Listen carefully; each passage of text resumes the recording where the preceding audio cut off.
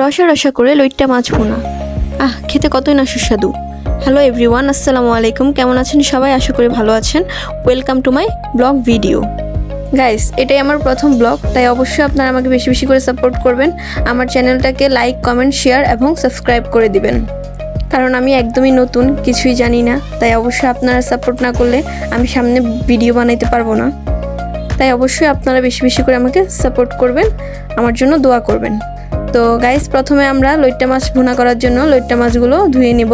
তারপর ধুয়ে এগুলোকে ভালো করে পানি থেকে ছেঁকে তুলে একটা বাটির মধ্যে তুলে নিব।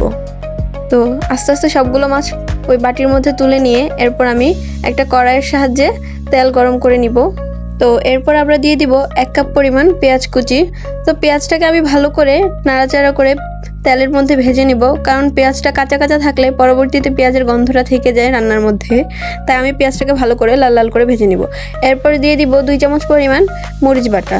তো এটাকে কাঁচামরিচ ব্লেন্ডার করে রাখা ছিল, তাই আমি ওখান থেকে 2 চামচ মরিচ বাটা দিয়ে দিলাম। তারপর দিয়ে দিলাম 1 চামচ পরিমাণ আদা বাটা, 1 চামচ পরিমাণ রসুন বাটা। তারপরে দিয়ে দিব 1 চামচ পরিমাণ জিরা বাটা। তারপর এগুলো ভালো করে তেলের মধ্যে ভাজা ভাজা করে নিব, যাতে মশলার গন্ধটা রান্নার ভিতরে থেকে না যায়।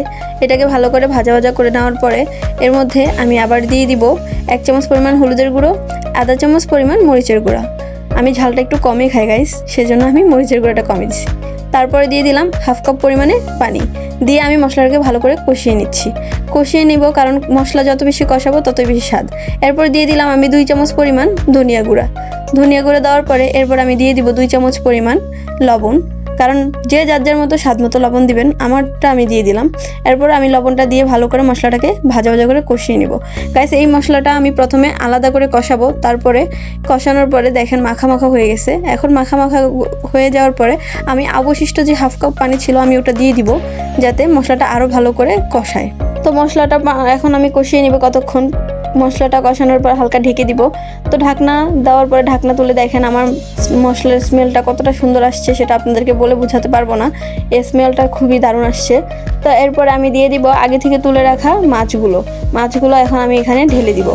তো মাছগুলো ঢেলে দেওয়ার পরে হালকা করে নাড়াচাড়া করে দিব, যাতে মাছগুলো ভেঙে না যায়। তবে গাইস, আমি মাছটাকে অবশ্যই আগে বলেছিলাম রসা রসা করব, কারণ আমার রসা রসা মাছটা খেতে খুব পছন্দ। লইট্টা মাছ বিশেষ করে আমার লইট্টা মাছটা খুবই পছন্দ, তাই আমি এই মাছটাকে এভাবে রসা রসা করে রান্না করব। তো এটা রান্না হওয়ার জন্য আমি ঢেকে দিলাম। তো দেখেন আমার মোটামুটি কিছুটা হয়ে আসছে মাছটা, এখনও পুরোপুরি হয় নাই, কারণ আমি মাছটাকে বলেছিলাম রসা রসা করব।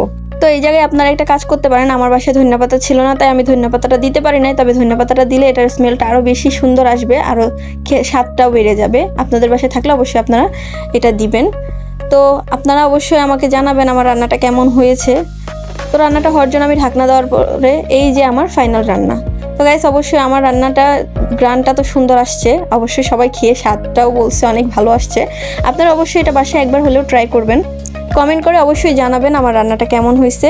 গাইস, আমি আবারও বলতেছি আমি একদম নতুন, অবশ্যই আপনারা আমাকে বেশি বেশি করে সাবস্ক্রাইব করে দিবেন আর অবশ্যই বেশি বেশি করে সাপোর্ট করবেন। তো এই হচ্ছে আমার আজকের রান্না। তো এবার আমি গরম গরম ভাত নিয়ে নিব, কারণ আমি জানি এই মাছটা বেশিরভাগ গরম ভাতের সাথে খেতে অনেক মজা। অবশ্যই আপনারাও চেষ্টা করবেন গরম ভাতের সাথে মাছটা খাওয়ার জন্য। তো আমি আমার প্লেটের মধ্যে মাছটা নিয়ে নিলাম। আমি খেয়ে বলে বোঝাতে পারবো না, অনেকটা স্বাদ ছিল, যেটা আপনারা না খাইলে বুঝতে পারবেন না। বাসায় একবার হলেও ট্রাই করবেন। এই ছিল আমার আজকের ব্লগ। অবশ্যই আমাকে সাপোর্ট করবেন। ভালো থাকবেন সবাই। আসসালামু আলাইকুম।